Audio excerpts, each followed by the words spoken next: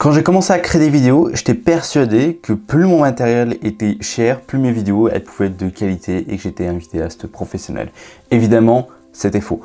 J'ai commencé à acheter plein de matos, des nouvelles caméras, des Insta360, des lumières, etc.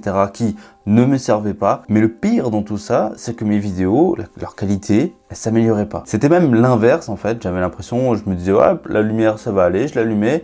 Et au final, j'avais une vidéo qui était surexposée, sous-exposée, enfin bref, c'était n'importe quoi. Et je me demandais en fait pourquoi d'autres vidéastes, des créateurs que je vois sur Insta, YouTube, etc. ils arrivent à faire du meilleur contenu que moi. Pourtant, ils ont moins de matériel ou ils ont exactement le même matériel que moi. Alors si toi aussi, tu es dans le même cas que moi, dans cette vidéo, je vais te donner les 7 erreurs que les débutants font qui gâchent complètement leur vidéo. La première erreur, c'est d'acheter du matériel sans savoir l'utiliser, sans maîtriser soit les bases de ton matériel, soit les bases de la vidéo en soi. Si tu achètes une caméra, il y en a plein de débutants qui font ça, qui achètent les meilleures caméras du marché, la dernière caméra qui vient de sortir. Là, le A7S5, il va bientôt sortir cette année. Le mec qui l'achète, il vient de débuter, il met déjà 5000 balles dans du matos, il ne sait même pas faire une exposition. Ça, c'est une grosse erreur. Déjà, tu mets un paquet de fric sur quelque chose dont tu vas te servir à même pas 5%, ce qui est plutôt dommage. Et en plus, vu que c'est quelque chose qui est cher, on va dire que c'est quelque chose qui est complexe. Il y a plein de boutons, il y a une double, voire une triple exposition aux ISO, ISO natif. Et du coup, toi, tu es complètement perdu, tu utilises pas toutes ces fonctionnalités. Et si tu les utilises, vu que tu les comprends pas, tu les utilises mal. Et donc, derrière, la qualité de tes productions, elle est complètement pourrie. Un autre problème qui découle de ce problème-là, c'est que tu vas pas te concentrer sur la création, mais plutôt sur comment est-ce que je fais pour gérer ma caméra, je comprends rien, il y a des boutons partout, voire même tu vas la laisser faire toute seule.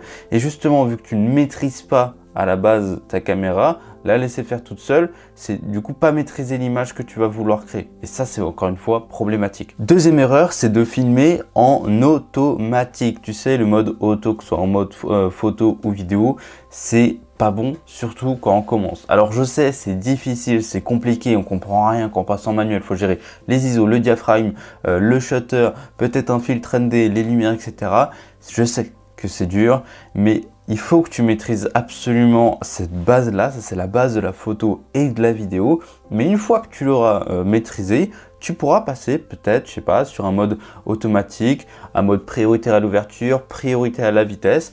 Parce que en fait, tu maîtrises déjà la base. Moi, il y a quelques fois, en ce moment, je commence à filmer en quasiment full automatique, surtout quand je fais du vlog, etc. J'ai pas envie de me prendre la tête avec tout ça, mais je sais quelles sont les limites de mon appareil, à quel moment je sais qu'il va pouvoir bien exposer et à quel moment il va pouvoir, il va pas réussir à exposer, ou est-ce que dans mon image, il va exposer bien. Parce qu'on a ce qu'on appelle des modes de mesure. En fait, c'est si soit il prend toute l'image en entier, moi il prend uniquement le centre de mon image et il expose bien le centre de mon image. Donc voilà, c'est parce que je connais bien mon matériel que je peux passer en automatique. Mais si toi tu connais ni ton matériel, ni les bases de la photo vidéo, passe en mode manuel à chaque fois. Tu vas galérer, mais prends des cours, teste. Et fais des essais, c'est ça le plus important. Fais des essais, essaye de comprendre. Fais pas des essais sur le jour où tu vas faire ton projet de fou, le tournage pro, etc. Non, fais des essais chez toi, galère chez toi, fais des crash tests et c'est comme ça que tu vas apprendre. C'est pas sur le terrain en mode pro que tu vas apprendre. Si tu merdes sur le terrain, c'est hyper compliqué. La troisième erreur, c'est de ne pas penser au son ou te dire que tu vas pouvoir le rattraper en post-production. Dis-toi que dès que tu te dis au tournage, je vais le rattraper en post-prod, tu te prends des heures et des heures de travail supplémentaires. Parce que par exemple, si c'est juste voilà, une exposition à faire, tu dois modifier de 2 ou 3 diaphs. En post-prod, tu vas passer peut-être 15-20 minutes à essayer de rattraper une connerie que tu auras pu régler en simplement 10 secondes sur le tournage. C'est pareil pour le son, hein. Il y en a plein qui négligent le son qu'ils ont sur leur audio. C'est pour ça que moi je conseille toujours d'avoir plusieurs types de micros. Tu as des micros qui se connectent directement à la caméra, tu as des micros cravates comme celui-ci, mais si tu négliges le son, surtout pour des prestats pro, quand les gens parlent, bah, ça va être extrêmement difficile de le rattraper en post-prod. Alors certes, il y a des outils, mais quand tu captes pas le son ou quand le son il est hyper saturé comme ça, tu peux pas le rattraper. Même si tu as un micro qui capte en 32 bits, etc., c'est extrêmement compliqué. Il vaut mieux toujours capter une bonne image avec une bonne exposition, un bon cadrage et un bon son pendant le tournage, là où tu peux faire changer les choses. Et c'est pour ça que je te dis, fais toujours un test. Tu fais un premier enregistrement de ta caméra, tu donnes le son, tu écoutes ce que tu viens de filmer et comme ça tu vas te dire si c'est bon ou non. Et là tu vas pouvoir continuer à travailler en ayant un son de bonne qualité. C'est hyper important le son dans une vidéo, ça fait 80% de la vidéo. Si tu vas regarder un film au cinéma et que le son est pourri, tu sors de la salle. Tu vas pas rester 1h30 devant un film avec un son pourri. Même si l'histoire est pourrie, etc., avec le son il est bon, tu as plus de chances de rester dans le cinéma que si le son était pourri. Donc c'est pour ça que le son c'est quasiment le truc le plus important quand on fait une vidéo. Et ce qui est un petit peu paradoxal quand on se dit qu'on est vidéaste. L'erreur numéro 4, c'est de croire qu'un beau plan, ça fera une belle vidéo. C'est complètement différent finalement.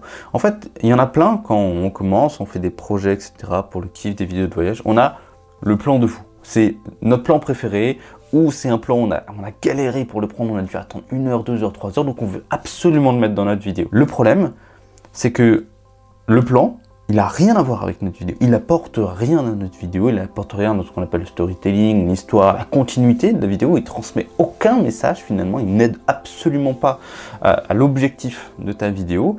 Pourtant, il y en a plein de débutants qui mettent leur meilleure vidéo, etc. Et ça, c'est une erreur. J'ai déjà passé 2-3 heures à attendre un coucher de soleil pour essayer d'avoir un plan, et au final, c'était le plus beau plan de mon film que j'ai fait. Pourtant, je ne l'ai pas mis dans ma vidéo parce qu'il n'apportait rien. Parce qu'en fait, dans le montage, chaque plan doit amener au plan suivant qui va amener au résultat, à l'objectif que tu veux, à l'émotion que tu veux transmettre. Mais si le plan que tu veux mettre, il n'apporte rien, ça ne sert à rien de le mettre. Même si tu as galéré à le faire, même si c'est le plus beau plan de ta vidéo, un beau plan ne va pas faire une belle vidéo. Il faut comprendre ça. Une belle vidéo, c'est un ensemble de plans qui ont un lien entre eux et qui amènent à une émotion, qui transmettent un message. Ensemble, pas juste un seul plan, c'est vraiment une continuité de plans. Vaut mieux plein de plans qui sont pas forcément les plus beaux, qui galèrent, qui tremblent un peu, etc. plutôt que des plans hyper légers, hyper beaux qui n'auront rien à voir et qui n'apportent aucun message. La 5e erreur, c'est de ne pas stabiliser tes plans. Et par stabilisation de plans, je te parle pas d'avoir un gimbal, un stabilisateur, etc., etc. Je te parle juste de ne pas faire attention à comment tu filmes ta vidéo. Alors, il y a des plans où il doit y avoir ils appellent ça le mood humain, etc. Voilà, ça tremble et tout. C'est une mode qui revient en ce moment. Et c'est pas ça dont je te parle. Moi, je te parle vraiment de ne pas savoir stabiliser tes plans, de trembler, de ne pas avoir les bonnes techniques pour au moins ne pas avoir ces micro-tremblements qu'on ne voit pas forcément. Alors, si tu as un objectif et un capteur qui est stabilisé, tu n'auras pas ce genre de problème. Mais si tu as, par exemple, un capteur qui n'est pas stabilisé et un objectif qui n'est pas stabilisé, il va falloir faire très attention sur tes mouvements de plan. Alors tout ça, tu peux le stabiliser en post-prod, mais encore une fois, c'est mieux de le faire pendant le tournage plutôt qu'après. Pendant post-prod où tu vas galérer et tu vas peut-être pas forcément réussir. Et en plus, certains plans qui sont stabilisés, ça se voit quand tu dépasses les 5-10% de stabilisation pour ceux qui connaissent l'effet. La 6e erreur, c'est de mal gérer la lumière. Encore une fois, c'est des choses que tu dois tester avant de faire tes vraies productions. Alors tu as les lumières artificielles, moi j'ai ma key light qui est là, ma field light qui est là, tu vois, si je l'éteins, tu vois, tout mon côté là, il va être sombre. Là, je suis un peu plus éclairé parce que du coup, je me suis rapproché de la caméra, là, ça va mieux. Et tu vois, si j'éteins celle-là, tu vois, là, c'est complètement différent. Donc, il faut savoir gérer sa lumière. Et en plus, là, tu vois, je suis en full manuel. Donc, ma caméra, elle va pas s'adapter à ça, alors que si j'étais en ISO automatique, ça aurait pu aller. Mais si tu sais pas gérer ta lumière, si tu connais pas la façon de bien éclairer une scène, un sujet ou ce que tu montres à l'image, ça va être compliqué pour toi. Alors si tu fais par exemple du run and gun, etc., il y a des choses que tu ne vas pas pouvoir gérer. Donc tu vas devoir exposer comme tu peux. Si par exemple tu as un contre-jour et tout, il va falloir essayer de jouer avec ça. Mais encore une fois, c'est pas sûr, il faut avoir le matériel. Mais si tu es en intérieur, c'est hyper important de maîtriser sa lumière à 100%. Tu vois, moi j'ai fermé le volet qu'il y a juste ici parce que si je l'ouvre, en fait, je vais avoir la lumière du soleil, je vais avoir un énorme contre-jour, ça va être complètement cramé derrière. C'est pas forcément ce que je voulais. Il y a une technique pour contrer tout ça, c'est d'apporter un maximum de lumière ici pour qu'en fait, du coup derrière, ce soit bien exposé. Alors moi, mes lumières, elles sont pas si puissantes que ça parce que c'est des lumières qui font 2,8 cm de profondeur. J'en ai fait une vidéo sur ma chaîne, c'est une petite lumière quand même, c'est déjà pas mal. Et surtout, en fait, ça va m'éclater la gueule, donc je préfère ne pas le faire et fermer le volet. Donc j'ai une maîtrise complète de la lumière et de mon image en plus de mon son. Tu vois, je maîtrise tout ça pendant la production et pendant post-production. La 7e erreur, c'est de filmer sans préparation et perdre un temps fou au montage. J'ai déjà fait des projets comme ça où je filmais juste pour le plaisir, mais je me suis rendu compte au montage que j'avais genre 5-6 heures de rush pour une vidéo de 3 minutes. Et du coup, bah, en fait, tu perds beaucoup de temps quand même sur le dérushage, le fait de regarder tes rushs, est-ce que c'est vraiment intéressant ou pas. En fait, tout ça parce que j'ai pas préparé ma vidéo. Alors oui, il y a des moments où tu as préparé une vidéo parce que tu pensais pas faire une vidéo, mais si tu prépares une vidéo, que ce soit pour toi ou pour tes clients pro, il faut la préparer au maximum. Comme ça, tu arrives le jour du tournage et tu sais ce que tu dois filmer. On appelle ça une shotlist. Tu as toutes les informations que tu dois filmer, tel plan, tel plan, tel plan, tel plan. Alors je te demande pas de faire comme des vidéastes, plan serré, 85 mm, tu prépares tous tes trucs. Non, non. Tu dis juste, il me faut par exemple des plans de contextualisation. 3-4 types de plans de contextualisation, des plans d'une personne qui, je sais pas, va prendre une tasse de café, boire, discuter avec quelqu'un, tu vois. Ça, c'est des mises en scène, des mises en pratique. Ça, c'est vraiment pour la vidéo corporate ou en tout cas une vidéo spécifique. Tu dois savoir tous les types de plans que tu vas faire. Pendant le tournage, tu les fais tous. Si tu les as tous faits, ben là, tu vas pouvoir faire d'autres types de plans, prendre un petit peu plus de marge. Moi, j'ai une technique pour ça, ça s'appelle la règle des 3 au carré. En gros, tu fais 3 fois le même plan avec 3 focales différentes. Et en plus, tu fais 3 mouvements différents à chaque fois. Par exemple, tu peux avoir un mouvement statique à 18 mm, un mouvement où tu avances à 18 mm, ou un mouvement où tu vas sur le côté à 18 mm. Tu en as les 3 mêmes finalement. Ensuite, tu passes, je sais pas, 30, 45 mm, c'est toi qui choisis, tu fais exactement les 3 mêmes plans, et après tu passes à 90 mm, tu fais les 3 la même chose. Tu as 9 plans pour un seul plan. C'est quelque chose de très rapide, de très facile à faire. Moi, j'ai fait ça au début, et je faisais 9 plans à chaque fois. Mais au bout d'un moment, tu captes, en t'exerçant, tu captes quel est le type de plan que tu dois faire à ce moment-là. Si c'est du 45, du 90 mm, quel type de mouvement tu vas devoir faire. Au bout d'un moment, tu prends l'expérience, donc c'est beaucoup plus rapide. Mais si tu ne prépares pas, en tout cas, encore une fois, tout ton tournage, si tu ne sais pas ce que tu vas filmer, pourquoi tu vas filmer, qu'est-ce que ça va apporter à ta vidéo finale, là, tu fais une erreur, tu vas perdre énormément de temps pendant ton montage. L'erreur numéro 8, c'est une erreur que je vois dans beaucoup de créateurs un petit peu débutants, c'est ceux qui surchargent d'effets, de transitions, d'avant, d'arrière, de machin, de décale, de fou, de whoosh, stop. Stop. Alors regarde par exemple les films. Les films ils sont quasiment intemporels finalement. Eux ils font pas des fou, machin, non non. Ça c'est des modes de vidéastes, je sais même pas pourquoi que ça existe, c'est stylé, c'est les réseaux sociaux, mais non c'est nul, parce que tu regardes ta vidéo 5 ans plus tard, elle est ringarde, vraiment elle pue la merde, parce que les effets ils sont dépassés, plus personne les fait, on les a trop vus donc c'est chiant. Si tu veux mettre des effets, mets quelques effets, 1 ou 2, pas plus, ça sert à rien de faire trop d'effets, ça sert à rien si tu veux mettre des effets de malade pour dynamiser ta vidéo, pour garder l'attention du spectateur, c'est pas ça qu'il faut faire, il faut se concentrer sur le fond de ta vidéo, sur le message que tu transmets, sur comment tu le transmets, pas sur le fait d'être ultra dynamique, etc. Tu vois, dans cette vidéo, j'ai même pas fait d'avant-après, de zoom, etc.